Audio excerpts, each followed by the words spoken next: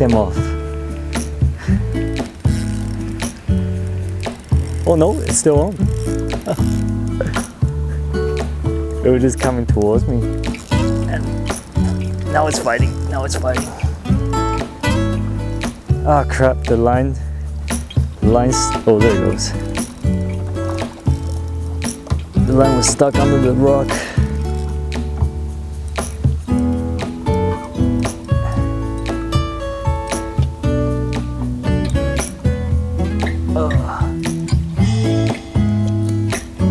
It's not a nice one. Yeah, it's just over a pound. Beautiful fish. So as you may have seen in many of our videos, there are lots of different quality fisheries in British Columbia. You have rainbow trout fishing in rivers, you have ocean fishing for salmon, but once in a while I still like to come back to Steveston, which is located at the Fraser River mouth, for these northern pike minnows. And many of you would say, well, northern pike minnows, why would you catch them? It's not even a game fish, it doesn't taste good. But with the ultralight tackle, it can actually be a lot of fun if you don't have many opportunities around and you just want to spend a few hours fishing in the urban area. This is Garry Point Park, located right at the Fraser River mouth. And right inside the park, there are lots of little bays like this one. And you can catch lots of minnows because the water is usually pretty stationary. It's away from the main current. We have a peak tide around 11 o'clock today, and usually when you have a high tide in the middle of the day, the current's usually much weaker. The tidal difference is much smaller, so that makes fishing a lot easier when you are casting small spinners and spoons.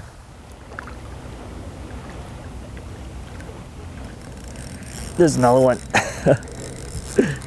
That was running a little bit.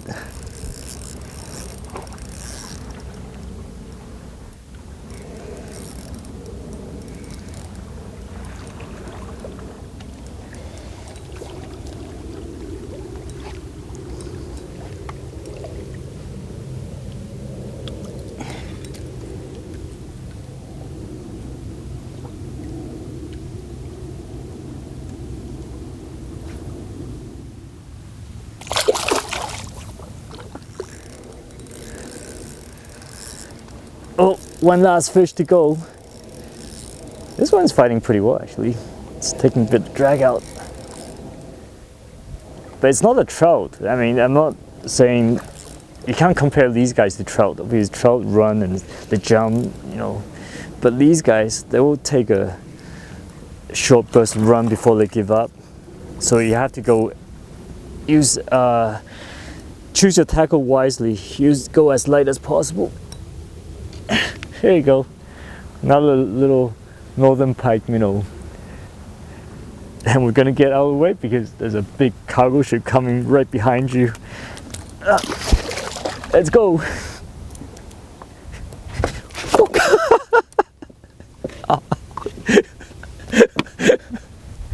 Cargo ship is big waves. So when you get a big cargo ship coming by like that, you better get out of the way because look at the waves it's creating in the river. It's such a narrow channel and there's only so much water in the river, right? And when it's going by, you get some really big waves coming right at you. So get out of the way so you don't get wet. Well, that's about it for today. We've been fishing for about 2 hours. It's about, yeah, roughly around 2 hours after the tide has peaked. Usually around that time, you start seeing the current influencing the bay in here. And the water is getting a little shallower and fishing generally slows down a little bit. It's not so good for spin casting. Yeah, so usually 2 hours before and between 2 hours before and 2 hours after high tide, for me, personally, I think that's the best time to be catching these fish.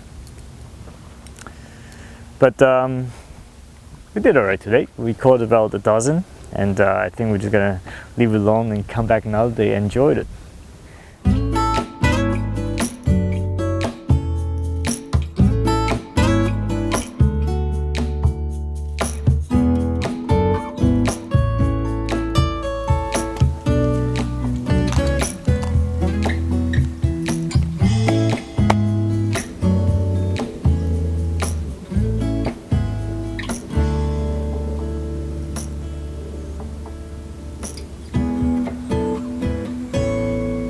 We're fishing in early September, and it's really hard to believe that the water is still quite dirty. This is the Fraser River, so in the spring months, between let's say May and July, early summer, the river actually experienced freshet, which is basically snow melt coming down from the mountain, and it drains into the river, so the river gets quite muddy during those months. So during freshet, the visibility is almost zero. The river is really salty, you can't see anything.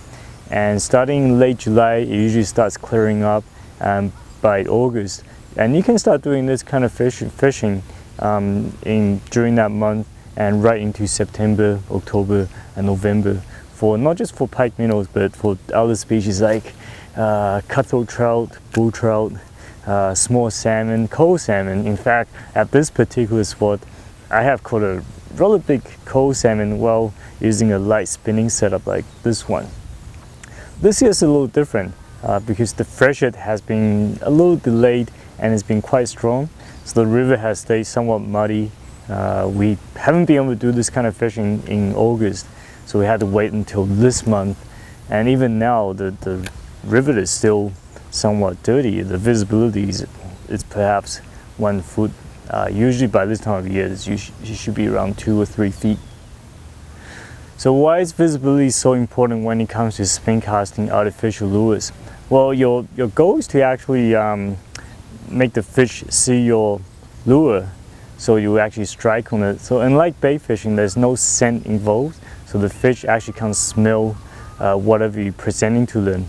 Everything is done by the movement of your presentation, and that triggers the bite. And if the fish can't see it, chances are you're not going to get a bite.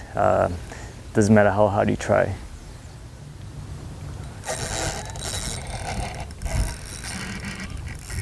There's one.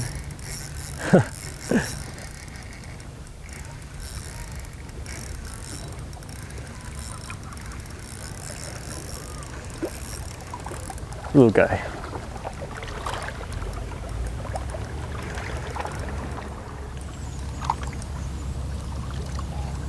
There you go, first fish of the day.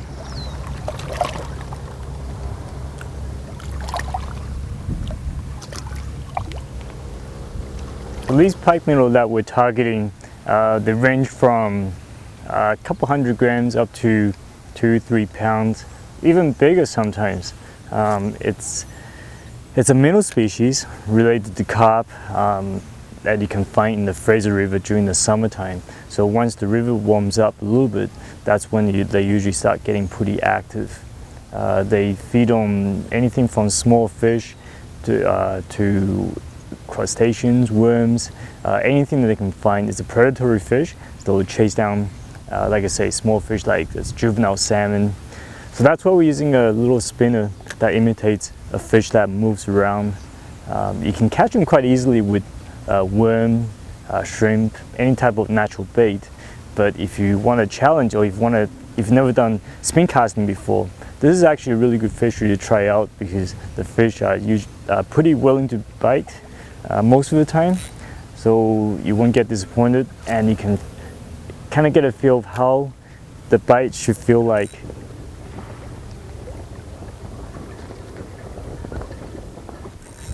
There's another one. Taking a bit of a run.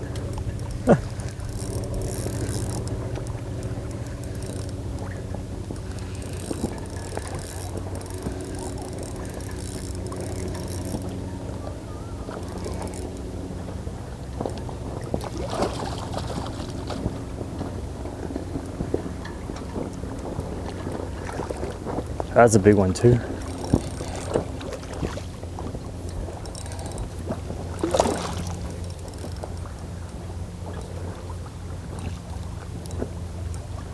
There we go. Open up. The best way to grab them is by the mouth. Oh, maybe not.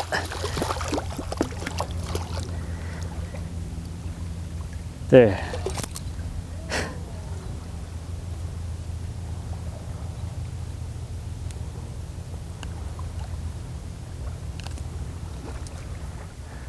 to another silver one. These fish down in the estuary, they're usually pretty silver, whereas if you catch them in the lake, they tend to be more brown and yellow. Oh. Quite often people have talked about if you catch a northern pike minnow, you should be killing it and throwing in the bush because they're invasive in British Columbia. They kill all the salmon and trout. This is really incorrect. These fish are actually native in British Columbia. In fact, they're native in the whole Pacific Northwest. They have coexisted with salmon and trout for many years since the last glacial age. So this predator-prey relationship is actually beneficial for salmon population because they weed out all the weak juvenile salmon by preying on them.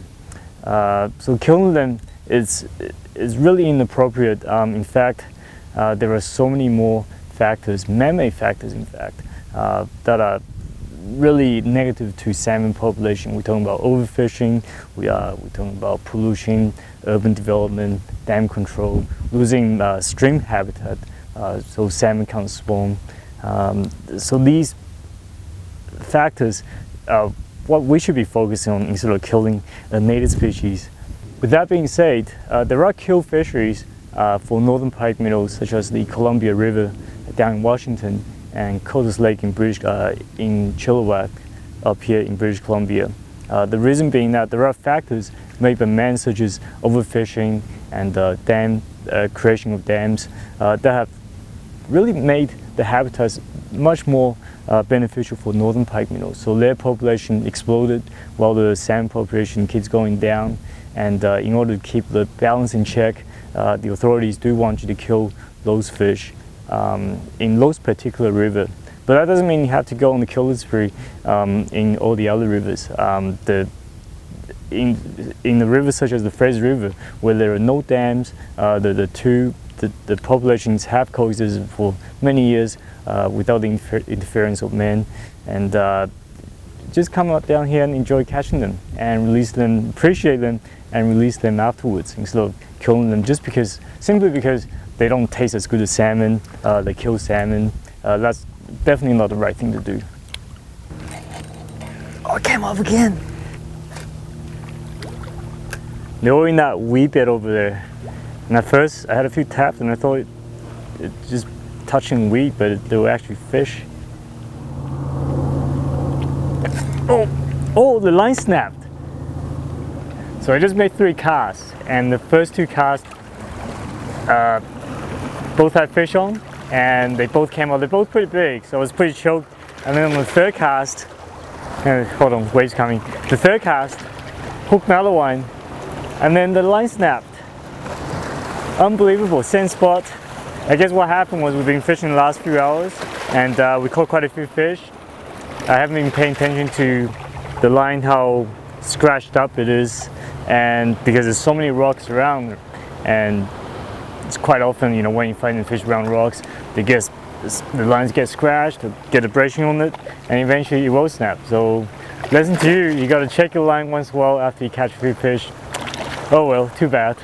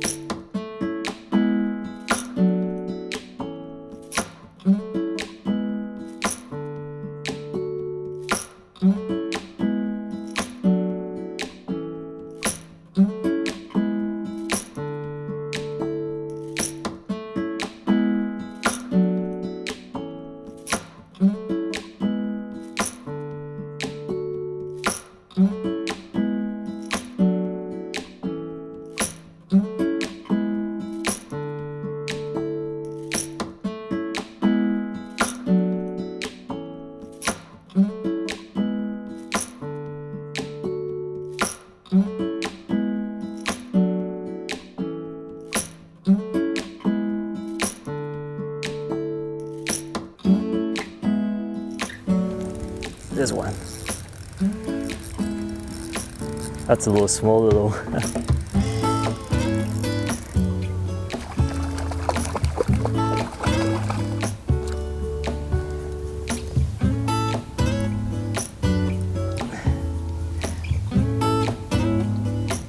Yeah, this guy's a little smaller.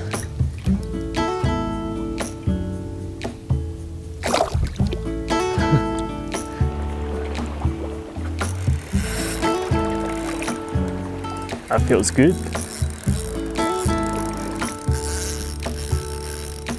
Pull right in.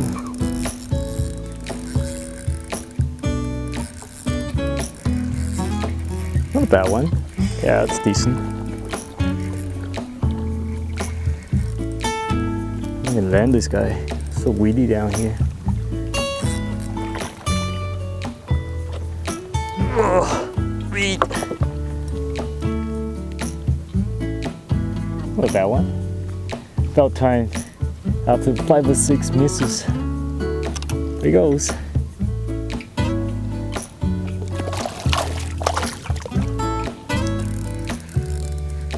I feel like the rocks when it hit and then the rod just started kicking.